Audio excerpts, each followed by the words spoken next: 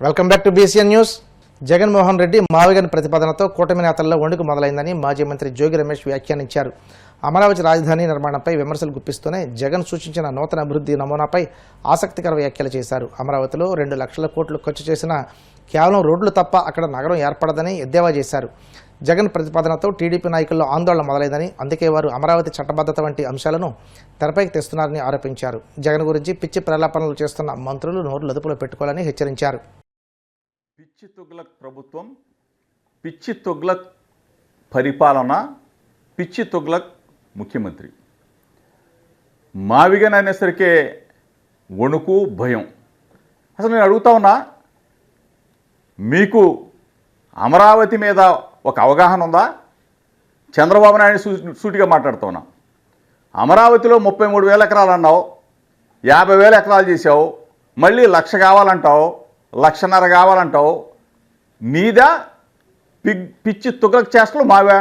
ఈరోజు ఒకటే చెప్తా ఉన్నాం, మావిగని అన్నాం, ఎన్నికల్లో ప్రజలు తీర్పిస్తారు. ఈరోజు భయం, వణుకు, ఒక్కొక్కళ్ళు ఏదో తుగ్లక్ చేష్టలాగా పేలిపోతూ ఉన్నారు. మీ అందరికీ ఈరోజు మావిగన్ మీద ఆ ఎన్నికల టైంలో ప్రజల తీర్పుని కోరదాం. మావిగన్ అంటే ఎక్కడో పాకిస్తాన్లోనో బంగ్లాదేశ్లోనో లేదు.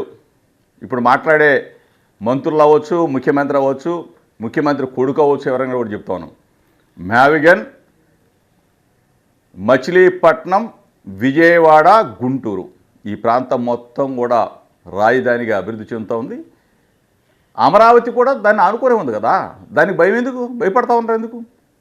మేము ఒకటే చెప్తా ఉన్నాం, చంద్రబాబు నాయుడు రాజధాని నిర్మాణం చేయలేడు. జగన్మోహన్ రెడ్డి గారు రాజధాని నిర్మాణం చేసి ఇక్కడున్న ప్రజలందరికీ కూడా గొప్ప రాజధానిలో మనం నివసిస్తున్నామన్న ఒక గొప్ప ధైర్యాన్ని కల్పించే ధీరోదాత్త నేత వైఎస్ జగన్మోహన్ రెడ్డి గారు. ఇంతకు ముందు జరిగిన పరిణామాలను మీరు అందరూ కూడా మర్చిపోండి. రేపు రాబోయే రోజుల్లో తప్పనిసరిగా మన ప్రాంతం అంతా కూడా రాజధాని నగరంగా అభివృద్ధి చెందబోతూ ఉంది.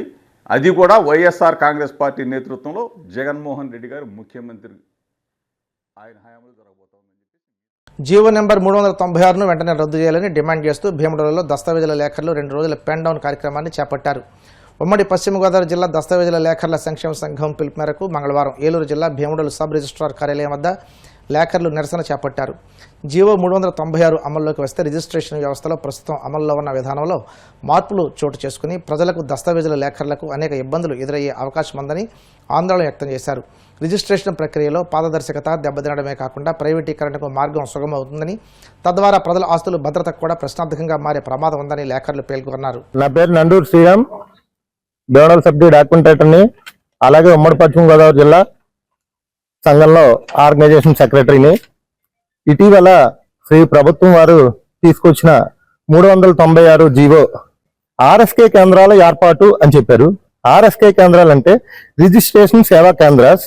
అవి పబ్లిక్ ప్రైవేటు పార్ట్నర్షిప్ పిపిపి అనే విధానం ద్వారా ప్రతి జిల్లా హెడ్ క్వార్టర్లోనూ ఆ కేంద్రం ఏర్పాటు చేసి ఆ కేంద్రాల ద్వారా మధ్యవర్తులు, దళారులు, డాక్యుమెంట్ రైటర్లు వగైరా ఎవరి ప్రమేయం లేకుండా వారి చేతే 2,000 రూపాయలు ఫీజు కట్టి అక్కడే రిజిస్ట్రేషన్ చేసే విధానాన్ని ప్రవేశపెడుతున్నారు.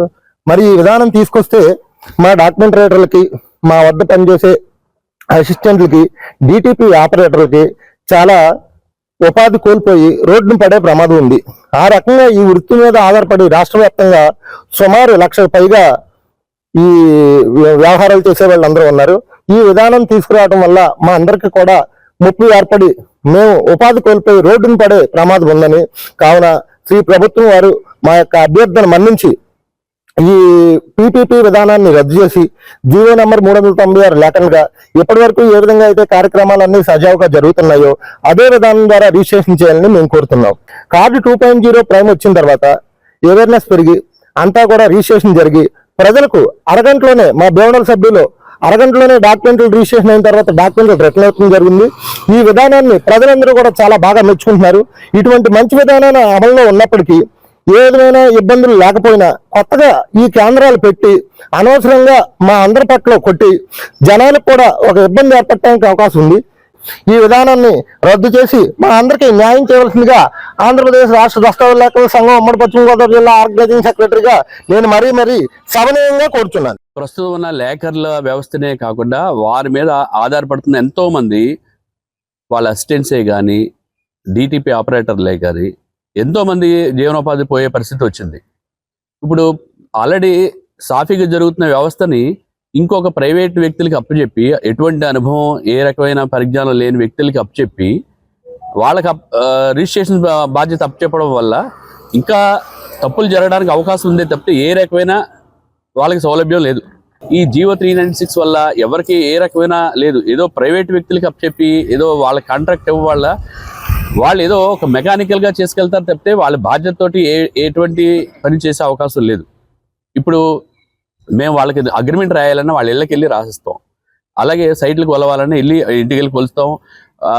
చుట్టుకొలతలుగా కానించి బిల్డింగ్ ప్లింత్ ఏరియాల కానించి అన్నీ కూడా నేరుగా మేము చూసి మేము వాళ్ళకి డాక్యుమెంట్ తయారు చేసిస్తాం. అలాగే ఇప్పుడు ప్రైవేట్ వ్యక్తులు వచ్చి ఒక ఫ్రంట్ ఆఫీస్ అనేది పెట్టుకోవడం వల్ల వాళ్ళు మనమే పబ్లిక్ ప్రతి విషయాన్ని తీసుకెళ్ళి ఇస్తేనే వాళ్ళు డ్రాఫ్ట్ తయారు చేయగలరు. పైగా వాళ్ళే ఊరికే సర్వీస్ చేసే అవకాశం లేదు. 2,000 రూపాయలు ఇస్తే వాళ్ళు డాక్యుమెంట్ తయారు చేస్తారు. ఫస్ట్ 2,000 స్టార్ట్ అయిన డాక్యుమెంట్ తర్వాత అది 5,000 దాకా వెళ్తుంది. అది జనాలకి కేవలం పరిచయం చేయడం కోసం 2,000 రూపాయలు అనేది స్టార్ట్ చేశారు తప్పితే అది మున్ముందు 5,000 అవ్వచ్చు, అది ఎంతైనా అవ్వచ్చు. దయచేసి ఈ 396 జీవోని రద్దు చేసి ఇప్పుడున్న లేఖర్లు ఎవరైతే ఉన్నారో వాళ్ళకి లైసెన్స్లు ఇవ్వడం వల్ల ఈ గవర్నమెంట్ ప్రజలకే కానీ అలాగే లేఖర్లకి ఎన్నో రకాలుగా మేలు చేసినట్టు ఉంటుందని మేము సవినయంగా ఈ రకం మీ నుంచి కోరుతున్నాం. ఒంగోలు ప్రభుత్వ సర్వజన ఆసుపత్రి జీజీహెచ్లోని జిల్లా ఎర్లీ ఇంటర్వెన్షన్ సెంటర్లో ఒమేగా రిహాబ్ ఫెడరేషన్ ఆధ్వర్యంలో అవగాహన కార్యక్రమం నిర్వహించారు. కార్యక్రమానికి ప్రకాశం జిల్లా కలెక్టర్ రాజబాబు ముఖ్య అతిథిగా హాజరై మాట్లాడుతూ చిన్నారుల్లో పుట్టుకతో వచ్చే బాల్యంలో గుర్తించే వైకల్యాలను ప్రారంభ దశలోనే గుర్తించి సరైన చికిత్స అందిస్తే వారి జీవితంలో గణనీయమైన మార్పు తీసుకురావచ్చన్నారు. సంతానం కోసం తల్లిదండ్రులు చేసే త్యాగాలు అపారమని, అలాంటి సమయంలో పిల్లలకు ఏదైనా వైకల్యం ఉందని తెలిసినప్పుడు కుటుంబం ఎదుర్కొనే మానసిక వేదనను ప్రభుత్వం అర్థం చేసుకుంటుందని అన్నారు. అందుకే ప్రభుత్వ ఆసుపత్రుల్లో ప్రపంచ స్థాయి వైద్య సేవలు, ఆధునిక పరికరాలు, నిపుణులైన వైద్యులను అందుబాటులో ఉంచిందన్నారు. పెళ్ళైన తర్వాత పిల్లలు మొదలైన అంటే కనుక వాళ్ళకి నమ్మకం ఉన్నటువంటి దేవుడి దగ్గరికి వెళ్ళడం, అవసరమైతే కాలినడకన టెంపుల్స్కి వెళ్ళడం, నమాజులు ప్రార్థన చేయడం, చర్చిలో ప్రార్థన చేయించుకోవడం, అదేవిధంగా టెంపుల్స్ అనేవి కూడా అవ్వడం, ఉపవాసాలు చేయడం, వ్రతాలు చేయడం, ఇవన్నీ కూడా సంతానం కోసం చేస్తాం. ఈ ఒంగోలులో ఎస్పెషల్లీ ఈ డిస్ట్రిక్ట్ ఎర్లీ ఇంటర్వెన్షన్ సెంటర్లో చిన్నప్పుడే కనుక మనం ఆ ఇష్యూని కనుక అట్రాక్ట్ చేస్తే, అంటే పుట్టినప్పుడు డిజైనేట్ అని మనకు తెలియగానే వెంటనే కనుక మనం ఈ హాస్పిటల్స్లో ఇక్కడ ఈ సర్వీస్ ఉందని తెలుసుకొని మీరు ఇమీడియట్గా అక్కడ వచ్చుంటే కనుక దాన్ని ఆటోమేటిక్గా క్యూర్ అవ్వడానికి అవకాశం ఉంది. కానీ ఇటీవల కాలంలో గవర్నమెంట్ చాలా ప్రత్యేకంగా గవర్నమెంట్ హాస్పిటల్స్ అనేవి కూడా ప్రత్యేకంగా తీసుకొని అన్ని ఫెసిలిటీస్ కూడా వరల్డ్ క్లాస్ ఫెసిలిటీస్ అనేవి కూడా కల్పించి, తర్వాత అదేవిధంగా మనకి మీకు చూడటానికి ఆకారం కొంచెం ఎట్లా ఉండొచ్చు, కానీ డాక్టర్స్ అయితే మాత్రం ఇక్కడ ఉన్న మీ ప్రైవేట్ హాస్పిటల్స్ లో ఉన్న డాక్టర్స్ కన్నా కూడా చాలా క్వాలిఫైడ్ డాక్టర్స్ ఉన్నారు. సో వీళ్ళు అనేక రకాలైనటువంటి స్క్రీనింగ్ టెస్ట్లు అయితే అయిన తర్వాత ఇక్కడ వస్తారు. వీళ్ళు ఉన్నటువంటి ప్రాక్టీస్ మిగతా హాస్పిటల్స్ లో ఉండదు. గవర్నమెంట్ హాస్పిటల్ వచ్చుంటే కనుక 2 రకాల ఉపయోగాలు ఉంటాయి. ఒకటి, వైద్యం ఫ్రీగా జరుగుతుంది.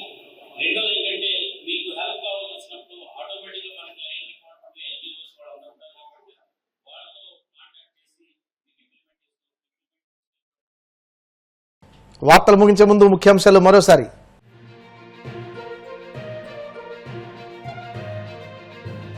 విజయవాడలో నిర్వహించిన ఏపీ హస్తకళ మహోత్సవానికి ముఖ్య అతిథిగా హాజరైన డిప్యూటీ సీఎం పవన్ కళ్యాణ్ హస్తకళలను ప్రపంచ నలుమూలలకు తీసుకెళ్దామని పిలుపు.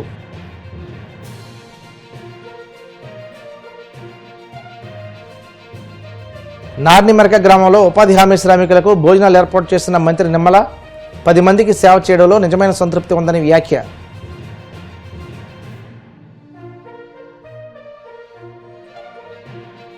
చేనేత కార్మికులకు ఆర్థిక భరోసానిచ్చే నేతన్నకు భరోసా పథకాన్ని త్వరలోనే అమలు చేస్తాం.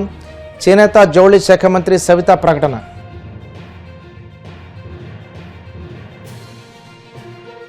మావిగన్ ప్రతిపాదనతో కూటమి నేతల్లో వణుకు మొదలైందన్న మాజీ మంత్రి జోగి రమేష్. జగన్ గురించి పిచ్చి ప్రలాపనలు చేస్తున్న మంత్రులు నోరు అదుపులో పెట్టుకోవాలని హెచ్చరిక. ఈ వార్తలు ఇంతటితో సమాప్తం. మరిన్ని వార్తల కోసం BCN digital YouTube channel, Facebook page follow అవ్వండి. అప్డేట్ వార్తల కోసం ప్లీజ్ సబ్స్క్రైబ్.